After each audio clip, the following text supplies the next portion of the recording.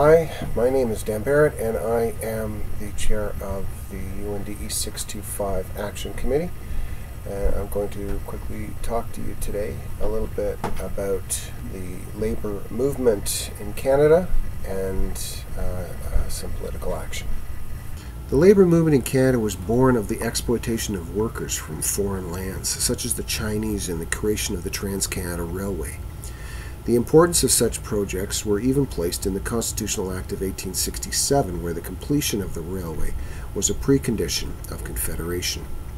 In those days, the labor movement was not defined by unions, but by a coalition of progressive faith and community groups. Race and ethnic origin was a much more significant determination of wages than ability, and it remained that way for the most part until the 1900s, with the emergence of organized trade unions. In post-World War I Canada, war factories were shutting down, triggering bankruptcies and unemployment. Those with jobs could not keep up with inflation. People also remembered the huge profits some manufacturers made during the war. The color or ethnic origin of one's blood seemed to be of equal value during World War I. That taste of equality would not be so easily satiated by the old order.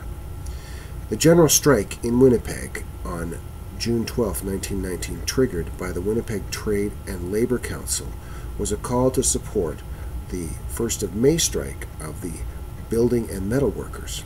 With the introduction of support from veterans, hope for a peaceful resolution rose, but an ensuing riot and the response by the mayor viciously crushed the protesters, and the general strike was called off after 40 days. Today, we see similar coalitions reforming to address the corporate agenda of maximizing profit at the expense of the 99% of the population. Jobs, justice, and climate is now becoming of paramount importance. As in the beginning of the labor movement, we must organize, educate, and mobilize. So today, when you look at a lot of the union movement, there's a lot of emphasis on women's, minorities, all this other kind of stuff, and it's because that's where we come from. And essentially getting a voice for the folks who basically have had no voice. Unions and union members are protected by laws that are subject to change. The Charter is the most difficult to change as it requires the consent of a majority of the provincial parliaments.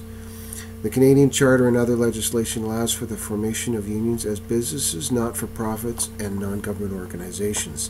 The recognition of the importance of unions to constructively contribute to the stability of the labor market and meaningfully contribute to the economic dialogue is realized by the Canadian Labour Congress, its affiliates at the provincial level, and the district labor councils at the area level. Unions such as the PSAC are democratic organizations that bring together departmental, agency components and directly chartered locals. Know what your charter rights are. You have the freedom to peaceful assembly, the freedom to associate. That's the freedom to join a union and belong to it. You have legal rights.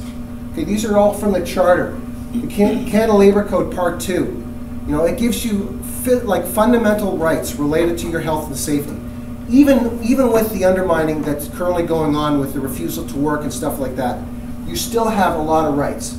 The Public Service Employment Act, right?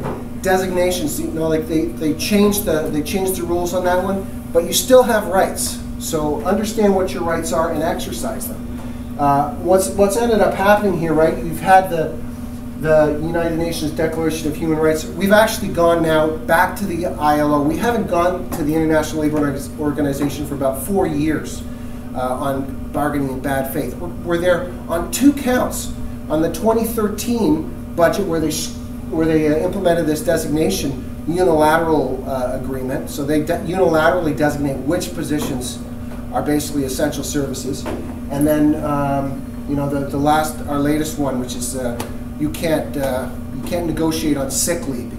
Public service implement the mandate of the government expressed through legislation, policies, and procedures.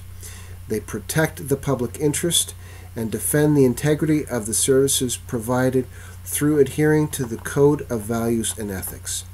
The social contract used to protect public servants from the repercussions of political decisions which used to result in a cabinet minister losing their position. However, now it is more likely that the public servant will be blamed for any problem caused. To educate. You need to know what these issues are. This stuff is basically being pushed right now by the PSAC. There are videos here. This is not rocket science. They're like maybe 2-3 minutes. Go and look at them. Like, it's, you know, you have all this time at home.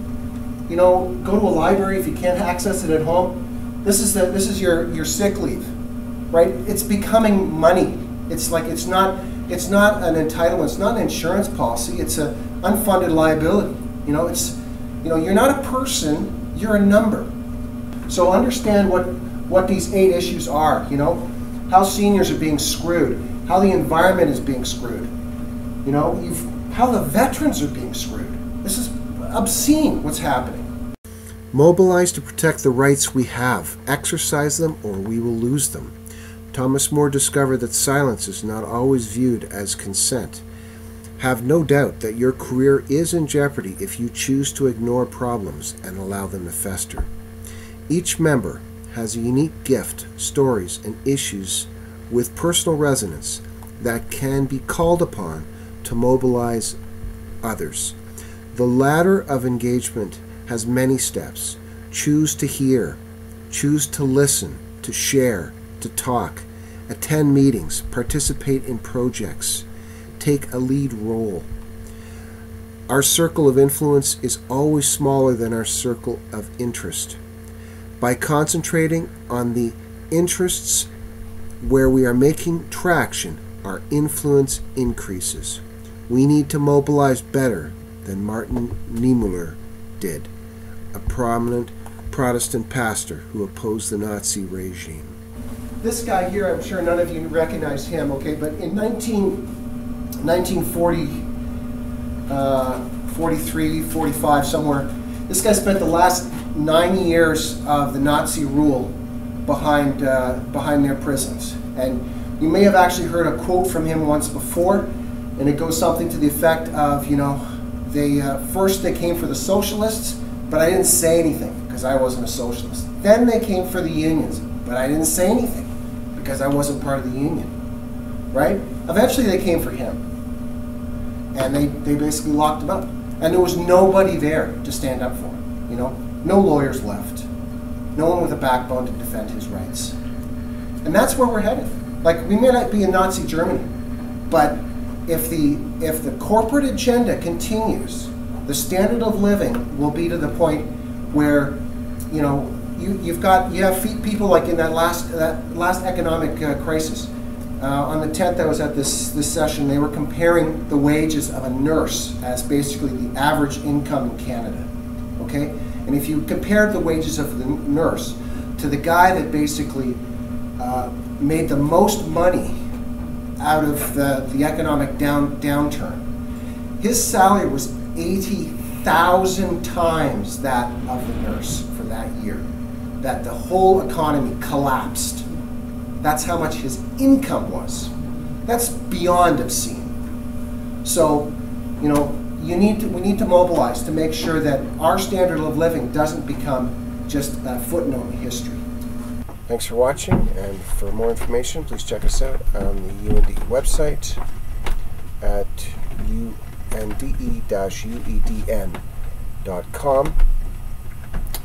On the Locals tab under Ontario and Toronto. And check out the What's New page for what's currently going on. Thank you.